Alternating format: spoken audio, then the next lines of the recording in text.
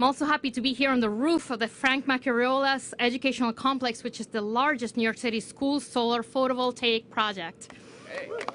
And I do love to do events at our public schools. These are the places where we can best show you this mayor's commitment to our environment, our health, and our communities. And also the places where the next generation of New Yorkers will now learn about climate issues and where we will launch green job training programs. Attending a Brooklyn high school where so many of my classmates had asthma, we all knew that concern about our air and being distracted from learning because of our environment was part of our everyday lives. So I'm proud that this plan also includes new air quality monitoring, work to preserve and maintain our existing trees and plant new trees, work to focus on getting polluting trucks off the streets. These actions will lead to better health for all New Yorkers. Meanwhile, the solar installations here deliver immediate benefits to this community. Lower operating costs for the school, better air quality for those inside and nearby, and less carbon to warm our planet. By next month, our public schools expect to have 76 completed solar installations that produce about 80% of the city's total megawatts from solar. That's getting stuff done. Now, the students at this school and residents in Sheepshead Nostrand houses may have inhalers like my classmates did. But now, thanks to these panels, they are also learning in a healthier building and are being exposed to green renewable energy, not in a far-off future, but today. My team developed this plan in collaboration with many stakeholders. Thank you. A climate cabinet consisting of the commissioners of 22 city agencies, brilliant, dedicated staff across 35 agencies and offices, an advisory board of 29 New York leaders appointed by the mayor, as well as the New York City Council Speaker, Adrian Adams, and the chair of the City Council Committee on Environmental Protection, Jim Gennaro, who's here for us, glad to have us here today. Thank you all for your labor these past months.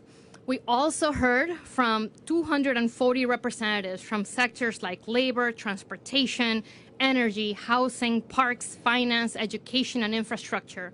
And importantly, we heard from everyday New Yorkers through NYC Speaks. So thank you, First Deputy Mayor Sheena Wright, for your unwavering commitment to hear directly from our neighbors as we develop policy in New York City.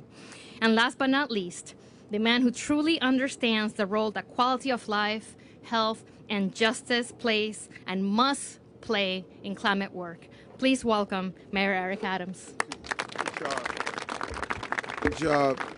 And in my level of brevity, I think it's important to hear from the people who really made this happen. It's not really about hearing from me. My job is to be the conduit to listening to these ideas and making sure we actually implement and execute. That is at the heart of what we are attempting to do here. And, sometimes you go to a construction site, when they start a project and you look and watch across the site, all of these different pieces all over the place and say, how do you watch this manifest itself and turn into an actual building, turn into an actual finished product? And that is how it feels sometimes when we have a conversation about our initiative in dealing with improving our environment. I say we have two mothers. One gave birth to us, the other sustained us. And we have been loving to the mother that gave birth to us, but we have been abusive to the mother that sustains us. And it is time for us to refocus our attention on that level of love and nurturing that Mother Earth needs. And we can't be dishonest about our pursuit. We have to be consistent. If it's about tackling climate change, we have to lean into our discomforts as well as our comforts.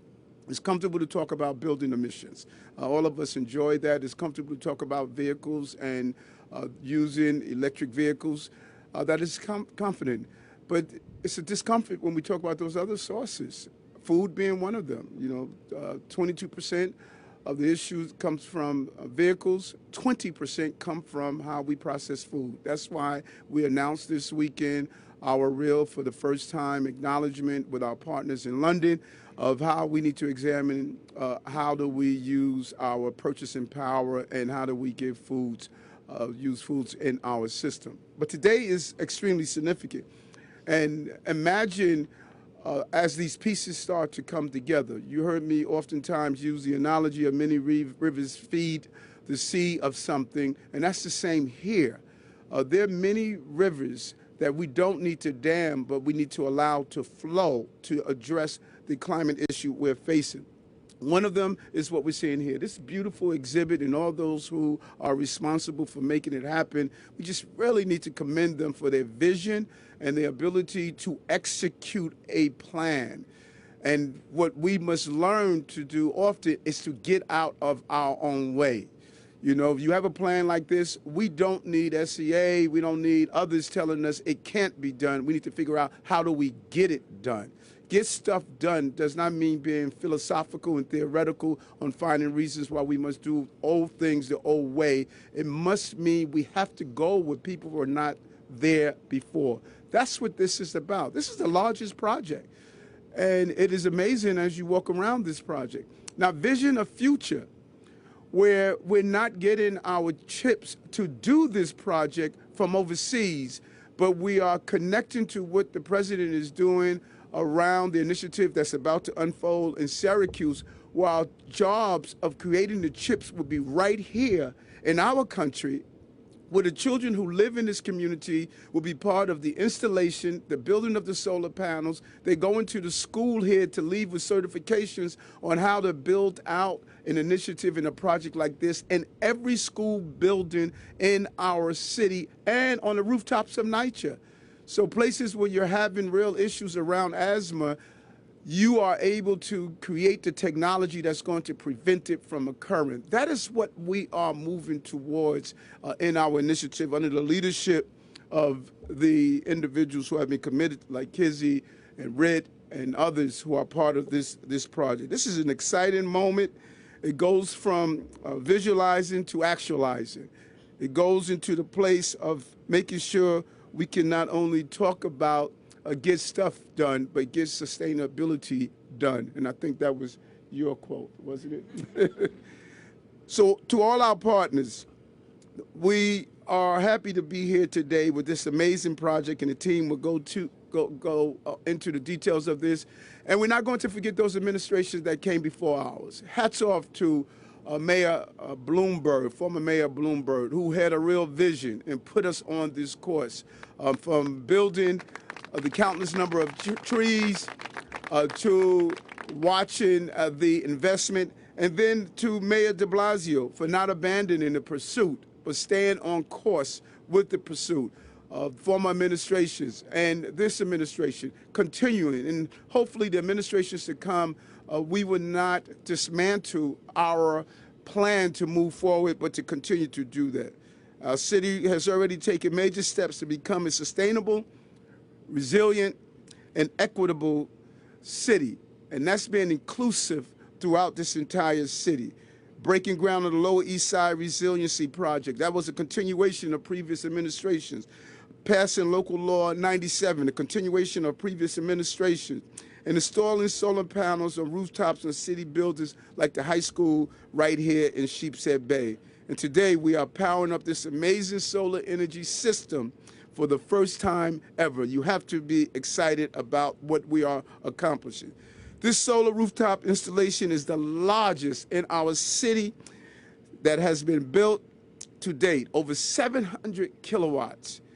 And it will produce power to supply 60% of the school's total annual electricity needs. 60%. So while children are preparing for the future, they'll be doing it with power from the renewable energy sources of the future. And so giving a shout out to the students who are here, who are part of this initiative, thank you for participating in this awesome task.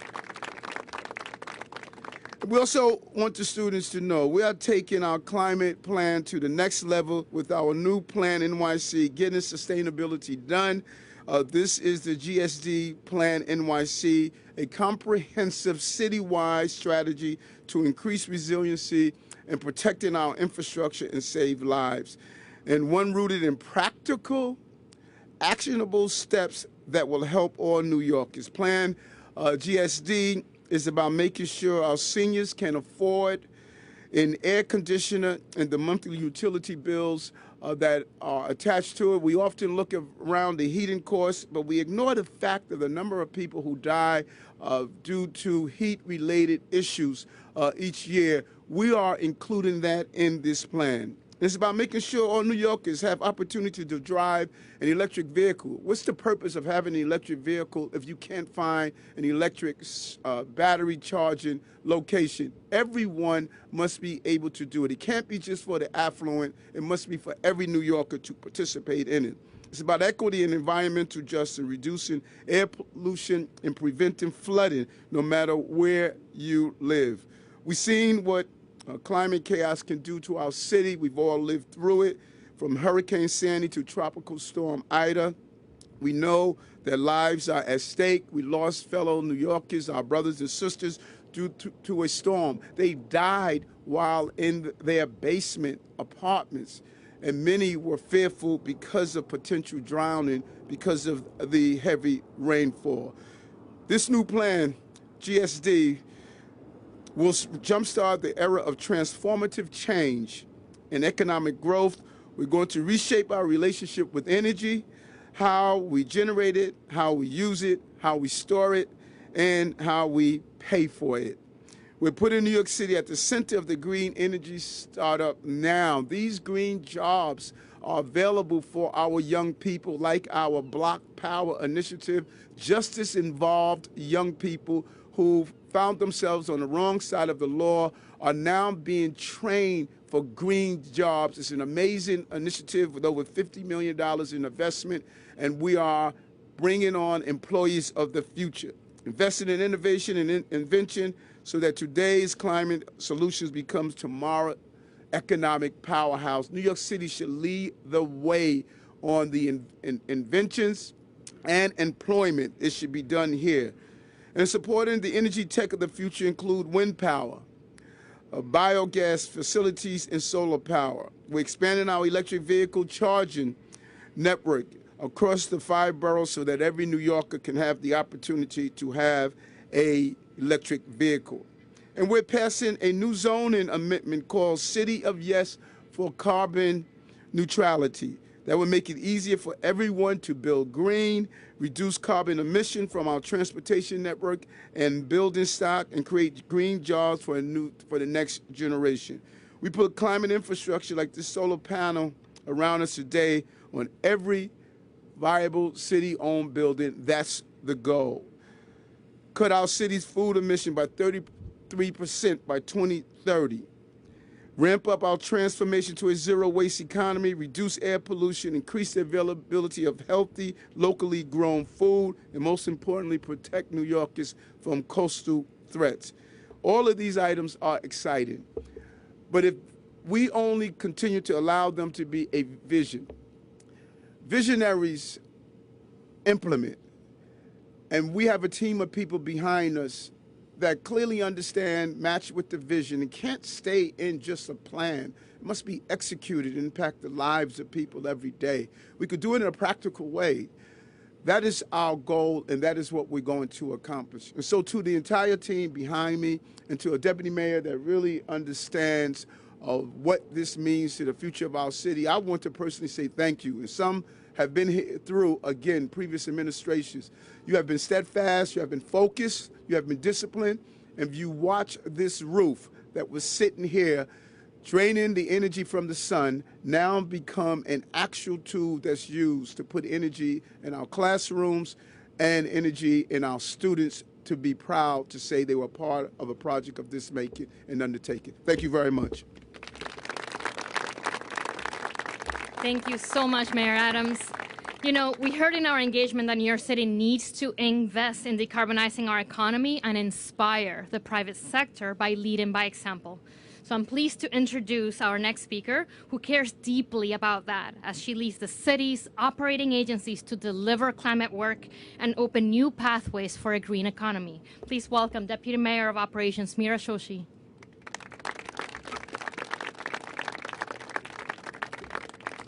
Thank you very much. And because the sun is providing so much energy for this school, I'm leaving my glasses on. I'm Mira Zoshi, and I have the honor of being the Deputy Mayor for Operations, and I'm excited to be here this morning. I oversee the agencies that keep our city running and moving, and really critical, these are the agencies that can make a huge impact in lowering emissions when they make changes to their operations. They're, in fact, the city's infrastructure that creates foundational opportunity for incredible progress towards our climate goals. It's our everyday structures and our everyday services. It's our roads, 7,000 miles of them, our bridges, almost 800 of them. It's the billion gallons of water we drink and the over 1 billion gallons of water we flush every day. It's the 30,000 acres of parkland. It's the 12 tons of trash that today we send to landfill, but that doesn't mean that's what tomorrow looks like. So there's incredible opportunity in the city's basic foundation to make an incredible change in New York, and for us and for our future. So I want to highlight just a few aspects of the plan, and we'll have other speakers come up and highlight other ones. But I want to focus on a few of them, the green jobs and green economy. So today's plan is not just about creating the engines that will make for a better climate, but the people who will run those engines and how do those jobs become careers. Our green economy is growing. It's bringing jobs to our city. 1.7 million green jobs have been added to New York State since 2019. The state is investing $500 million in offshore wind infrastructure and industry development. Today, 61,000 people are employed in energy efficiency industries across the 5 boroughs. New York City private sector will spend about $20 to $30 billion in retrofitting buildings by 2030. Estimated to expand the green economy to over 230,000 jobs for New Yorkers by 2030, and 63% of New York State green jobs require enhanced skills, so we need to be investing in our people in New York City so they can do the work for the planet. We'll foster future climate leaders. Today we're gathered on one of the largest solar installations at a New York City school. New York City is building cleaner and greener schools of the future. All new schools built in New York City will be built electric. And we've allocated billions of dollars to accelerate electrification of our existing schools. Students will be able to breathe cleaner air as they learn about climate change and as well as life skills that lead to jobs and lead to careers. Through our solar career and technical education program, it's active today in 14 high schools citywide, and it integrates the concepts of clean energy and solar installation industry with courses on construction, engineering, and electrical trades. We'll be doubling on our commitment to integrate climate education for all grade levels, although the amount of times kids walk out of school for a climate action day, I'm not sure. I think they know a lot about it. Maybe we need to teach them something different, though. And it'll be on green jobs training and placement for our high schoolers.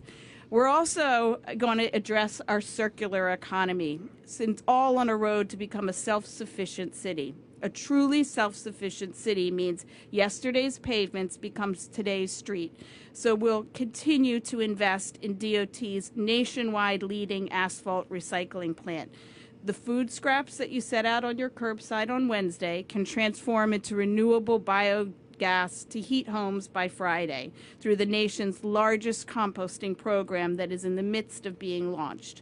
Fallen branches and trees in New York City parks become pristine wood to build out new park benches in a matter of weeks through Parks' Woody Debris program. A circular economy makes economic sense. It also decreases our reliance on fossil fuels and emission-intensive activity. Production of recycled asphalt avoids 2 million miles of annual truck trips to carry milled asphalt to a landfill. And turning our food and yard waste into energy assets and nutrient-rich soil keeps a third of our waste stream out of the landfill. And that's money saved as well as emissions reduced. But to become a true circular economy, we need to look upstream, the point of production, and make sure the items that New Yorkers buy or rely on are made with recycling in mind from the start. The Waste Reduction and Recycling Infrastructure Act at the state level would do this. It would make manufacturers responsible for reducing waste and increasing the recyclability of their paper and packaging products, lowering the cost for New York City and ensuring that more products don't have a second life and don't end up in a landfill. Today, the city, which means taxpayers, which means all of us, pay for manufacturers' irresponsibility in this area. The cost of unrecyclable material are passed on to us through our tax dollars and the amount that it costs our sanitation department to deal with it. But with the passage, which I know will happen with all of your support that are sitting here today, of the Waste Reduction Act, we can make those manufacturers either make a change or pay us for the cost difference. Then that would end up being hundreds of millions of dollars coming back to New York City every year. So call your state legislator, advocate for the passage of the Waste Reduction Act. We're also want to be, and I know we will be, the first East Coast city to pilot zero and low emission zones. That's something that's being done in Europe, and we need to replicate it here in the United States. Today, we're announcing that New York City will be the East Coast's first city to pilot a low-emissions freight zone to focus on overburdened neighborhoods with the highest concentration of truck traffic. The city will study mechanisms, incentives, and other methods to catalyze a shift away from polluting vehicles and commits to piloting the zone by 2027. As mentioned earlier, we can't encourage people to buy EV cars if there's no way to charge them. So we're also making the bold commitment to have every New Yorker within 2.5 miles of an EV charger by 2035 and ensure that those EV charging hubs represent the density of the community and the demand of the community that they're placed in. We're making moves to electrify our city fleet with a goal to roll out, and our EV infrastructure in the city, with the goal to roll out 1,000 curbside stations planned by 2025 and 10,000 by 2030. We're also announcing the reactivation of New York City's Marine Highway to move freight off the road and onto water by 2025. Thanks to funds that we got through RAISE grant opportunities in the federal government, we are activating 6 waterfront sites across the city with enhanced docking infrastructure to create maritime freight and a distribution network. We're also mobilizing more last-mile freight door connections through more cargo bikes on our streets and lower emissions. And just to give you an example of what an effect that has, if we reach our goal of enhancing our cargo bike fleet, it's the equivalent of adding 250,000 trees to New York City. So these numbers are nothing to play with. We're working with our state on a common sense approach to congestion pricing, incentivizing public transit, walking and biking, providing essential revenue to fund regional transit, and accelerating low and zero emission vehicle use, and improving our air quality in environmental justice communities. And for those New Yorkers who must drive, as I mentioned, we're going to make sure the infrastructure is there for all of you. For some of our highest mileage road users, such as our taxi and for-hire vehicles, the city will launch a Green Rides initiative so that companies like Uber and Lyft must be zero emissions by 2030. So again, I want to reiterate the thanks that Kizzy started out with to all the people that make this possible. It is the action is behind action is a lot of hardworking, thoughtful public servants, advocates, electeds, and community members who understand that together we can make a huge difference. Today symbolizes the start of it, and I can't wait to see the future. Thank you very much. Thank you so much, Deputy Mayor. So many critical actions in this plan, but to really explain how this plan is different and focused on implementation, I want to introduce my partner in this endeavor. Someone who is so passionate about the city getting its fair share and ensuring that all projects are climate projects. The Chief Climate Officer and Commissioner of the Department of Environmental Protection, Rit Agarwal. Thank you, Kizzy, and thank you, Mr. Mayor and Deputy Mayor. As the mayor said, so much has changed in the world of climate action in the 16 years since the city first released its first sustainability plan, Plan YC. Then the city was creating the idea, putting forward the idea that a place like New York City should take climate seriously and could take climate seriously, and that good climate action could improve our quality of life. Today, we're far beyond that. Climate change is a reality that we don't have to read about in scientific reports. We read about it in weather reports on a daily basis. And so, as the mayor said, and as the deputy mayor said, this plan focuses on implementation. What do we need to do to move forward on ideas like the ones the deputy mayor outlined, some of which other cities have done, some of which we've been working on here in New York for a long time? I'll give a couple of examples of how this plan does that. First, we are creating or improving the institutions that we need to get the job done. So this plan includes the creation, which I am grateful to Controller Brad Lander for his leadership on, the idea of a new entity called Public Solar that will help low-income, particularly low-income, but in fact a wide range of New York homeowners more effectively electrify and put solar on their roofs. One of our biggest opportunities in this city is not just the big roofs like this one, but the 700,000 single-family homes we have, and we've got to get those electrified. We've got to get those solarized. There's so much money on the table from Washington particularly that we need to fill the gap and help those New Yorkers access those opportunities. We're going to be standing up a buyout program. New York City has not done this yet, but we have to create an institution that will actually make it possible for New York City to provide an alternative for homeowners where we, the city, cannot effectively protect them from flooding, and make it possible so that we can channel, again, the amazing amounts of federal and state money that are available to procure some of that land and turn it into other protected uses. Thank you. We've worked on coastal resilience in New York City for the 11 years since Hurricane Sandy, but the time has really come to institutionalize that. We do not yet have a single city agency with the regulatory and capital construction capability that it will take to drive the decades of coastal resilience work that New York City will need to do to protect itself. And so this plan includes the announcement that my agency, the Department of Environmental Protection, will be creating a new Bureau of Coastal Resilience. Thank you. If anyone's interested, I'm assured that the job description for the new Deputy Commissioner role was posted right an hour or so ago. So please send your applications. We're a great place to work. But we've got a lot of work to do, and we will have more announcements over the coming weeks and months about how we envision that effort to evolve. And building on what the mayor said and what we announced on Monday, with this new carbon emissions inventory that's so important to this plan, that drives our focus, because if we understand where our emissions come from, we can prioritize our actions.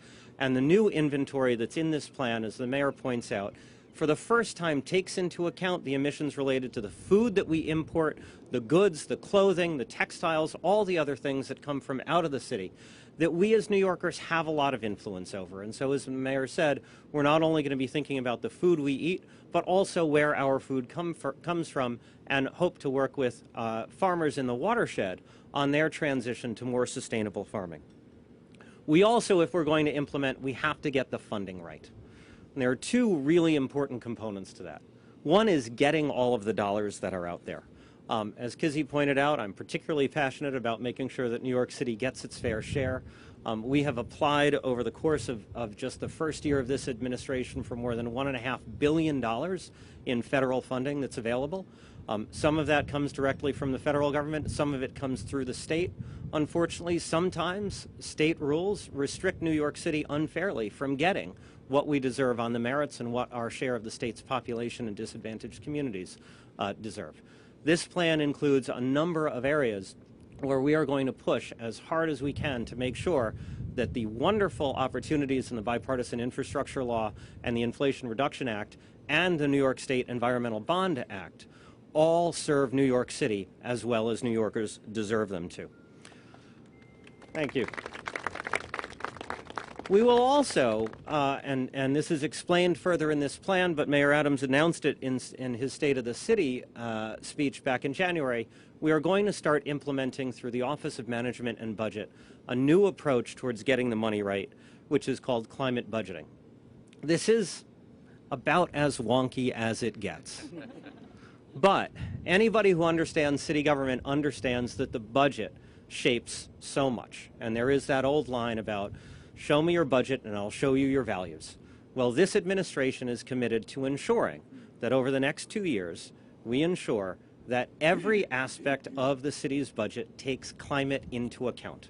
The Office of Management and Budget, one of the most powerful agencies there are, we all live in fear of them, all my fellow commissioners, as we know, will now engage agencies on the carbon impacts and the consistency of their budget requests with the city's overarching climate goals and with Plan YC and our overarching sustainability initiative. This is massive because over time, this will ensure that the $100 billion that we spend every year in the operating budget and the $100+ billion in our capital plan go towards the right climate goals. We also have to get the rules right. And as the mayor and deputy mayor mentioned, we're working under the leadership of City Planning Chair Dan Garodnick on zero carbon zoning, which is a comprehensive effort to ensure that the city's zoning rules encourage all the kinds of things that building owners, both existing buildings and new construction, need to do to capture all the opportunities to green and make resilient their buildings.